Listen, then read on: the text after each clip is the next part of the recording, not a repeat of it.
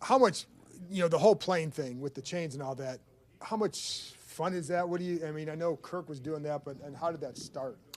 Honestly, I was just hanging out in my seat, enjoying the win, and next thing you know, a lot of the guys start throwing their chains on me, so I wasn't going to stop them. But no, it was fun. We just had a big win. We were trying to enjoy it on the plane and having all those chains. I didn't notice how heavy those things were. But yeah, it was a good time with the guys. And then, obviously, you're going to be starting again this week. I'm just curious, for you, what does it mean to continue? I know, Carson's still coming back, but you get another chance to go out there and to show that maybe you should be the one going forward. How nice an opportunity is that for you? Yeah, again, I don't really look at it that way. It's one of those things where, hey, Coach told me I was up this week, so, just doing everything I can to prepare for Houston and try and go get a win. Team's playing really well right now, and I think we got 7 more games, so hopefully we can just keep this thing rolling and see what happens. Your preparation each week. What is it that goes into kind of your preparation that you think keeps you kind of prepared for each game as a starter? It's nothing crazy. I said before, once I leave this facility, I leave football here. When I go home, I try and have that balance to where I'm not too stressed or thinking too much about it. So, again, when I'm here, I get to work, and, I do everything I can while I'm here to get ready. And, again, when I get home, I just leave it all here. So, and I've said this before, I think there is such a thing as watching too much film. I think you might see things that aren't really there just based off one look. So, this year I really honed in on, hey, let's look at these looks, let's try and keep it as black and white, simple as possible, and go from there and play fast. Curtis Samuel getting the ball in the backfield. You guys went to him on that 4th down. How big of a difference maker is that for you and what you guys try to do, getting him in motion and that? Yeah, I mean, you see it whenever we give number 10 the ball. Special things happen. He's electric with the ball, and it's cool as a quarterback when you hand him the ball and kind of just see what he does with it. It's a lot of fun to watch. So, anytime we can get the ball in all those guys' hands, it's good for us. We have a lot of weapons, so the more we can use all of them, the better we are. I think you were looking into getting Jordans for more than just yourself this week. Any update on that? Yeah, this might be a surprise. I was trying to keep it a little surprise for the O-line, but they've been busting their ass all year, and I think they need to be compensated for that. So, I ordered some J's for the starting offensive line this past week, and heck, if they keep doing that, they'll be getting some more. Same ones you got? No, I can't spend that much money, but I got them some cool ones that have the Eagles colorway. Taylor, take us inside your mind, your heart. I get it. There can be a position where you're named the starter, or maybe you're making a team, you see your name on a list. But, what goes on inside of you when you know that you are the guy right now, people are relying on you, and you're getting that opportunity to start? I don't look at it that way. I think that just puts more pressure on yourself. Again, for me, it's one of those things where I take it day by day and do the best I can. And I think that's what kind of lets me play fast and free. When I kind of think about all those things like I did last year, I feel like I don't play as well. I think too much. I put a little too much pressure on myself. So, at the end of the day, when I'm driving in to the facility, I'm like, this is a game that I grew up, wishing to play, and it's a game that young people play. It's supposed to be fun. So I try and keep it very simple and fun. Talk about keeping it fun, and you talk about keeping it simple. Has the game, after all your starts last year and then now the complements of weapons that you have, has the game slowed down for you a little bit? Do you see things now that you didn't see last year in your head? Yeah. And again, I think I've said this before as well. The more reps you get, the more, plays that you play in a game, the more comfortable you get. I'm not going to say it's slowing down or I'm very comfortable where I'm at. There's a lot of room to improve on, but again, with the more reps you get, you start to see kind of the same things happen over and over. So you start to get more confidence in yourself, I should say, and what to look for and how to succeed. All the players we talk to, they love you. There's we like playing for Kurt. We like playing for you. We love playing this kind of football. What does it feel like to you when your teammates are saying to you that they like playing for you? Yeah, it means a lot.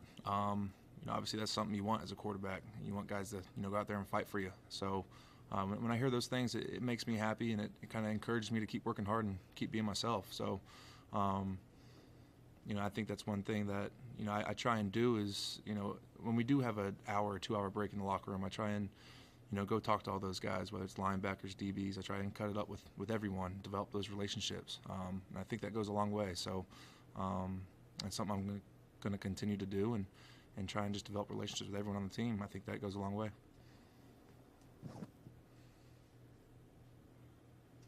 No, you don't concern yourself with kind of the outside opinion, but what do you make of, people think that you should be the starter going forward, and even if you don't really put that much thought into their opinions, but what do you make of your play kind of convincing them in that stretch?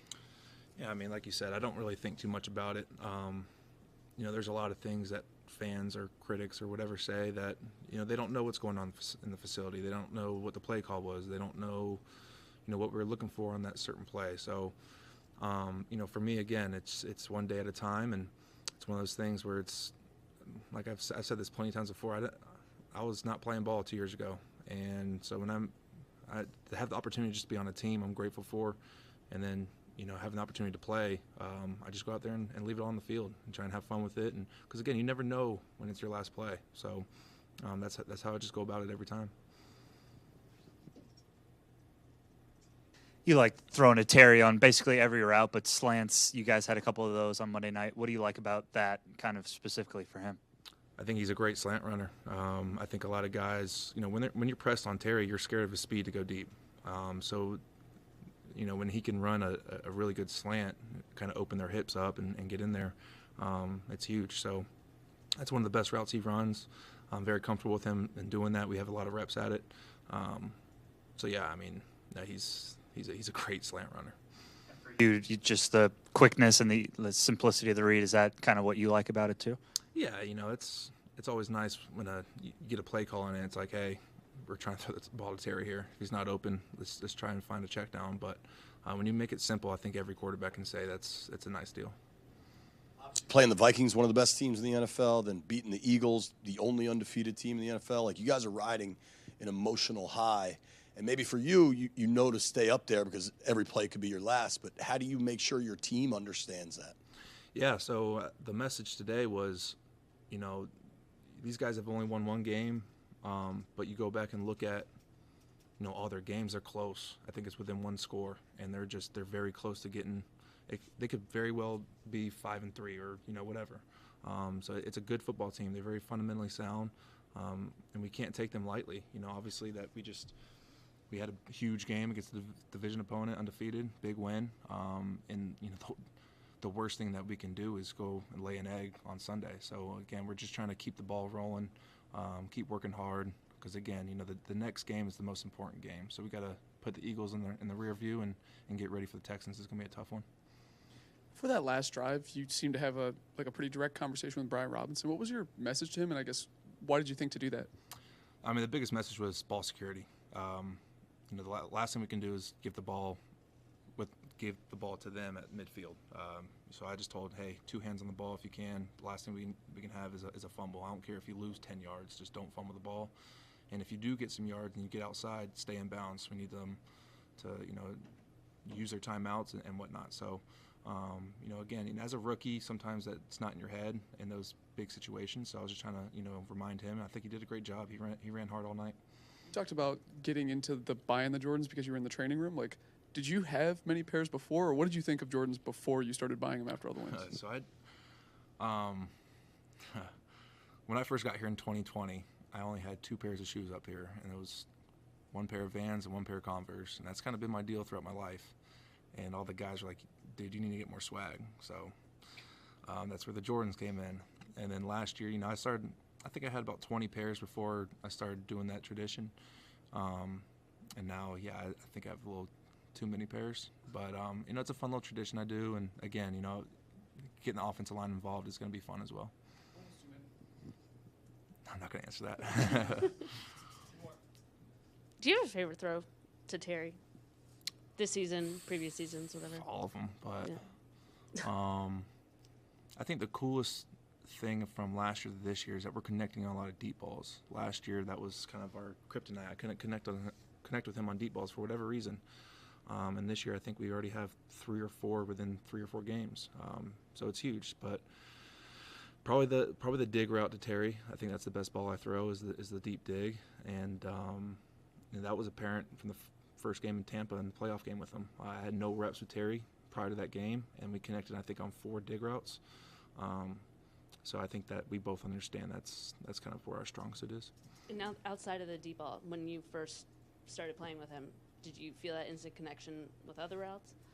Probably the slant. He's very good at those. But again, the deep ball was the one I really wanted to work on this offseason. I think if we can, again, spread the field, give that guy a chance, and again, he keeps making those plays, that it just stretches the field and puts more pressure on the defense. So that was something I worked on this offseason. Going back to what you were saying about, this is a game that's just fun, and you want that balance. Did you have that mindset when you first started in the NFL, or is this a product of, having to sit out and not really knowing if you'd be back? I think it's something I look back in the offseason, like what could I have done to be more comfortable, to not put so much pressure on myself, and I think that was one of them. There was times last year I would go home and watch another 2 to 3 hours of film, and I was just like, it gets to a point where you know what you're looking for, but then you start seeing things or you start stressing about stuff. And I think that balance of life is huge. So every time you come in the facility, you want to work. You want to get better instead of thinking I have to and I have to go home and I have to do this. No, like if you're comfortable with where you're at, hey, that's all that matters if you go on Sunday and produce. Thanks, Taylor. Thanks.